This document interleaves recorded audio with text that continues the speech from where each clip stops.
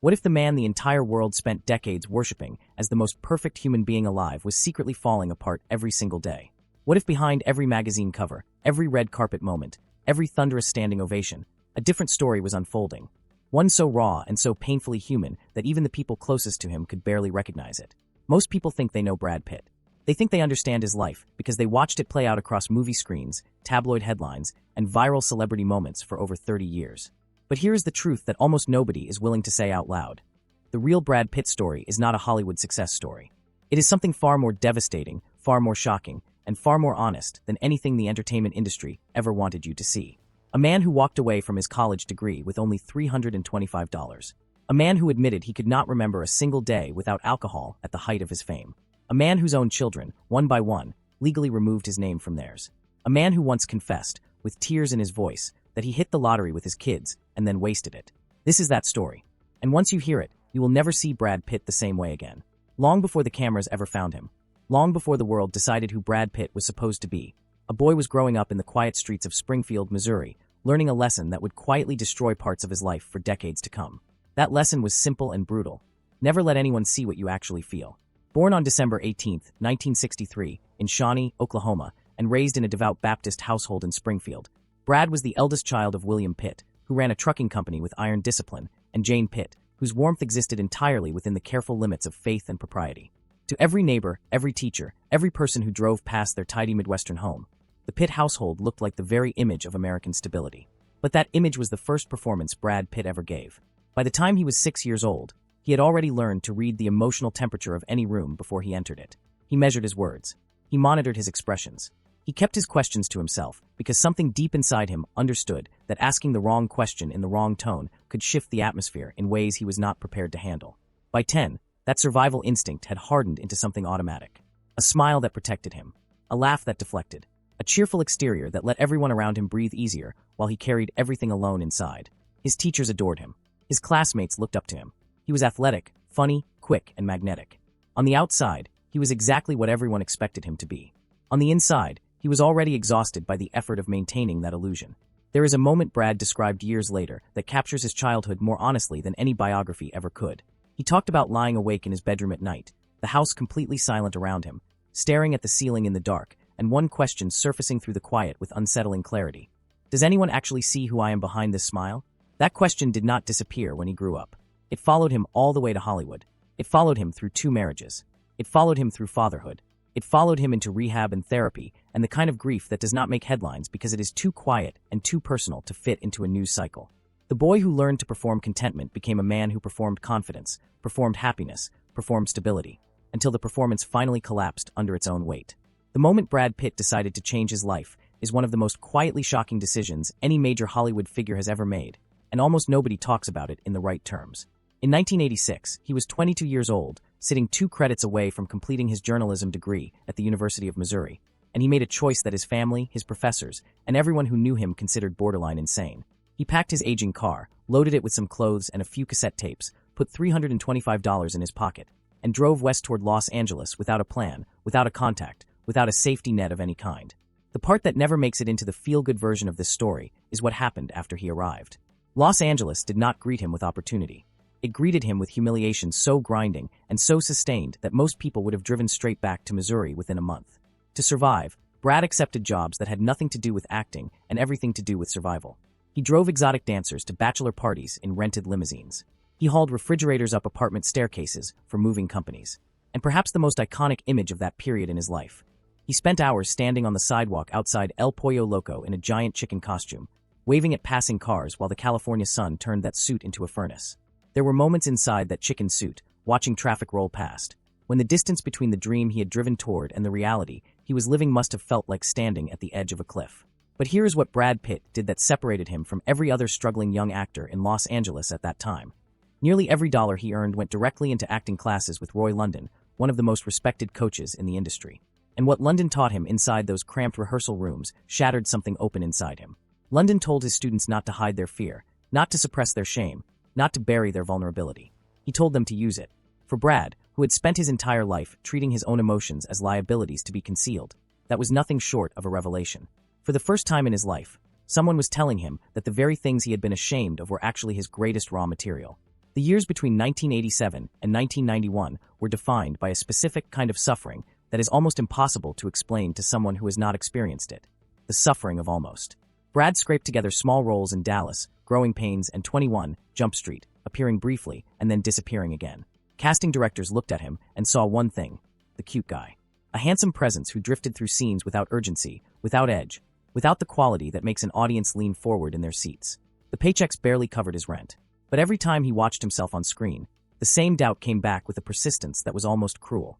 Had he left Missouri, humiliated himself in a chicken suit, abandoned his degree, and put his family through the worry of watching him disappear into Los Angeles, only to become another disposable pretty face? Then 1991 arrived, and everything changed. In Thelma and Louise, Brad appeared for less than 15 minutes. He played a charming, sun-bleached drifter with a cowboy hat tilted at exactly the right angle, and he was on screen just long enough to detonate something in the cultural imagination. The film had not even finished its theatrical run before his face was on bedroom walls across America. Hollywood declared him its new golden boy overnight, and Brad Pitt's response to that explosion of adoration is perhaps the most revealing thing he ever said about himself. He said he was uncomfortable with it. Not grateful, not relieved, uncomfortable, because the label that had just been attached to him, this golden, beautiful, effortless creature, felt like a different kind of trap than the one he had grown up in. He had left Missouri to escape the mask. Hollywood had simply handed him a more glamorous version of the same mask and expected him to wear it forever. What followed over the next decade was the construction of one of the most impressive acting careers in Hollywood history, and simultaneously, the slow accumulation of a private darkness that Brad himself would not fully acknowledge for years. River Runs Through It revealed a quiet tenderness that audiences had not expected from him. Legends of the Fall made him something mythic, a symbol of tragic beauty so intense that critics ran out of language to describe it. Seven exposed a psychological intensity that silenced the people who had written him off as merely handsome. Fight Club did not just succeed as a film.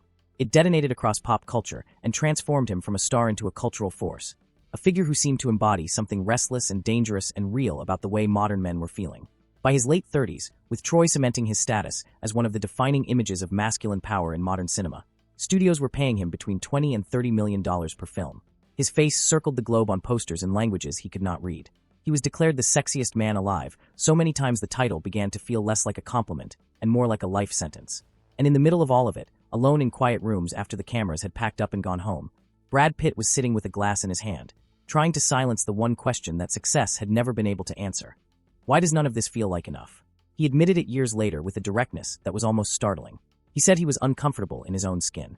He said he had spent years running from himself. He said that some nights the roar of fame felt like it was pressing in from all directions while he sat alone trying to remember who he actually was underneath all of it. The man the world could not stop watching, could not stop searching for a self he had never quite been allowed to meet.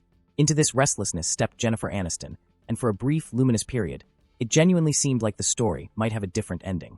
They were introduced by mutual friends in 1998, two people who existed at the absolute center of global celebrity yet somehow managed to feel, in each other's company, like regular human beings. Their early evenings were simple. Quiet dinners, long conversations that drifted from childhood memories to future dreams, laughter that lasted well past midnight. Friends who witnessed them together during those early months later described something that is genuinely rare in Hollywood. Two people who seemed to make each other quieter, calmer, more themselves. Brad proposed during a Sting concert in 1999, the music swelling around them while the crowd roared in a moment that felt almost too cinematic to be real.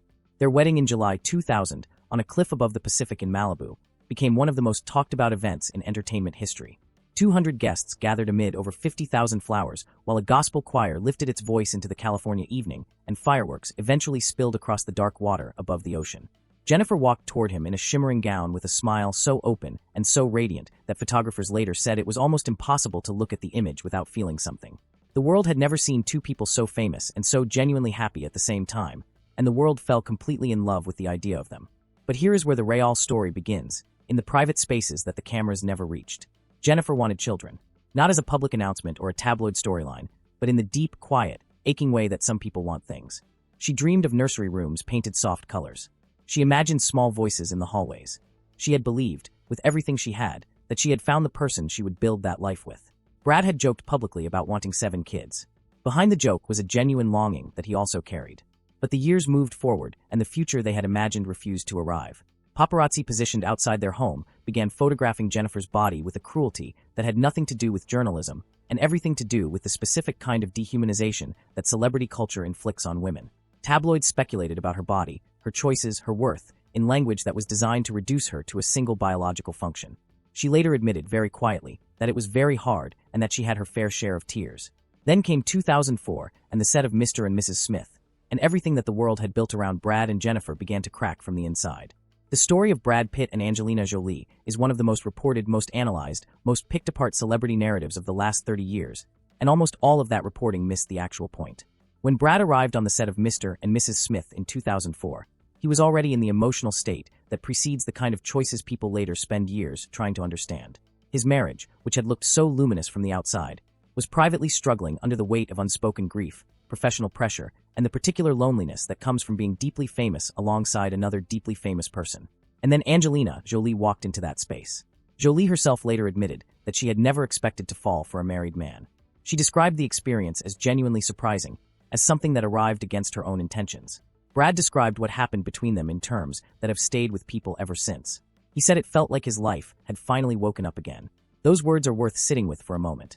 He was one of the most successful men in Hollywood. He was wealthy beyond any rational measure. He was desired by millions of people across the planet. And yet something inside him had gone so quiet, so numb, so absent from itself, that meeting Angelina Jolie felt like waking up. That is the detail that tells you everything about what those years before 2004 had actually cost him privately. What followed was a family constructed at a speed that had no precedent in Hollywood history. First Maddox, whom Jolie had adopted from Cambodia. Then Zahara from Ethiopia. Then Pax from Vietnam. Then Shiloh, their first biological child, born in Namibia in a birth that became a global media event. Then twins Knox and Vivian, born in France in 2008. 6 children in 7 years, built against the backdrop of film productions, humanitarian missions in some of the most dangerous regions on Earth, and the constant, relentless pressure of being arguably the most famous couple on the planet. Brad spoke about fatherhood during those years with a reverence that was completely different from anything he had ever expressed about his career. He said simply that children were everything. And people who were around their family during those years later described the way the children would light up the moment he walked through the door as something genuinely beautiful to witness. But the same pattern that had run through his entire life was quietly reasserting itself beneath the surface of this new chapter. What happened on that private plane in September 2016 remains one of the most consequential and least fully understood moments in Brad Pitt's life. The details sealed in legal records and private testimonies. The public version, an altercation at altitude, raised voices, fear spreading through a cabin containing 6 children, a threshold crossed that could not be uncrossed. Angelina Jolie later described her decision to file for divorce in terms that left very little room for interpretation. She said she did what she had to do for the safety of her family. She did not qualify that statement. She did not soften it. And the impact of those words, spoken by the mother of his 6 children, shaped how the public understood everything that came after. Brad entered therapy. He stopped drinking. He began the painful process of looking directly at the behaviors and patterns he had spent decades either hiding or excusing. He said publicly that he had to face his failings. But the most devastating consequence of the 2016 rupture was not the divorce itself, and not the legal battles, and not the years of public accusations. It was what happened to his relationship with his children. Maddox, who had been the eldest and who had once been photographed sitting beside Brad at film premieres with the easy comfort of a son who trusts his father, gradually stepped away entirely. Pax followed with a silence that said more than any public statement could have. Zahara began introducing herself at university events without using Pitt as her last name. And then came Shiloh. On her 18th birthday, Shiloh filed legal papers to formally remove Pitt from her surname. Not in anger, not with a public announcement, but quietly, officially, and permanently.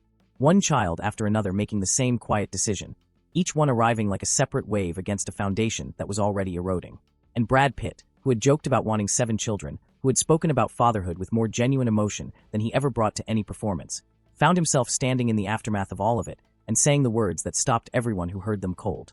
I hit the lottery with my kids, and then I wasted it. The legal battles that surrounded Chateau Miraval, the sprawling French estate where Brad and Angelina had married in 2014, became one of the most bitter and prolonged disputes in modern celebrity history, and it revealed something important about the particular kind of grief that comes from watching a shared dream become a legal document. Miraval was never just a property to Brad. Spread across nearly 1,200 acres of province, the estate contained vineyards, olive groves, stone villas, private lakes, forests, and a legendary recording studio where Pink Floyd had recorded parts of The Wall.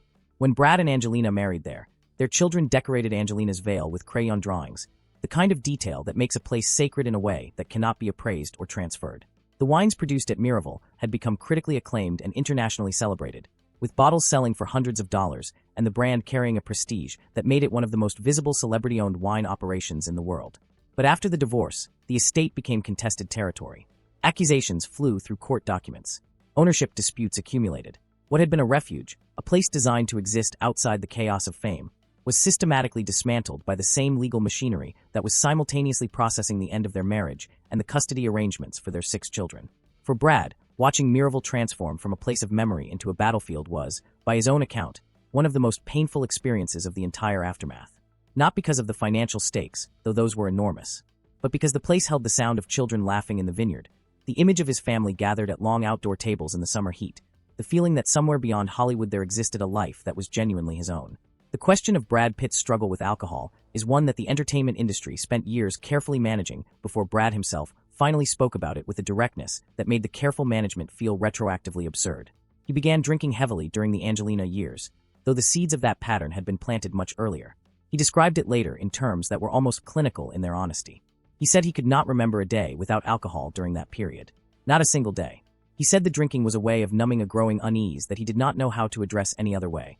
A way of quieting the restlessness that had followed him since Springfield, the suspicion that something essential was missing from his life that fame and money and even love had been unable to provide. After the 2016 separation, when he could no longer use the structure of family life to contain the chaos, the reckoning became unavoidable. He entered Alcoholics Anonymous. He committed to therapy with a seriousness that friends described as genuinely transformative. He began the slow, unglamorous work of learning to feel things without immediately reaching for something to make the feelings stop. The Brad Pitt who emerged from that period was older, quieter, and visibly different from the golden creature who had once made rooms fall silent just by entering them. Silver had replaced the famous blonde hair. Lines had settled into the face that photographers had spent decades making their careers. But the people who knew him described something more interesting than the physical changes. A presence that was calmer, more considered, and somehow more honest than the version of himself he had been performing for most of his adult life. Now 62 years old, Brad Pitt's daily life bears almost no resemblance to the mythology that the entertainment industry constructed around him over 3 decades. He divides his time between Los Angeles and Provence, between the ongoing work of Plan B Entertainment and the quiet practice of the disciplines that keep him sober and functional.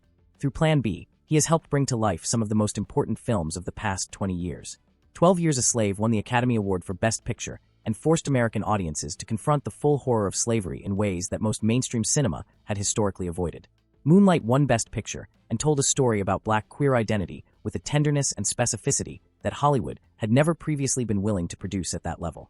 The Big Short explained the 2008 financial crisis through a lens of controlled outrage that made the systemic failures visible to audiences who had previously felt excluded from the conversation. These are not the films of a man who was simply cashing checks and protecting his image. These are the films of a storyteller with a genuine moral point of view. His estimated net worth sits between $400 and $420 million, built through film salaries, production deals, the Miraval wine operation, a contemporary art collection valued in the tens of millions, and an architectural real estate portfolio that reflects a lifelong obsession with design. He has donated millions toward housing programs, disaster recovery, and humanitarian initiatives, including a significant commitment to rebuilding communities in New Orleans that were destroyed by Hurricane Katrina. His children continue to navigate their own paths. Maddox has pursued biotechnology and international relations. Pax has turned to photography and visual art. Zahara has shown interest in humanitarian work. Shiloh has developed a talent for dance that has captured serious attention. Knox and Vivian moved through their adolescence largely outside the public eye.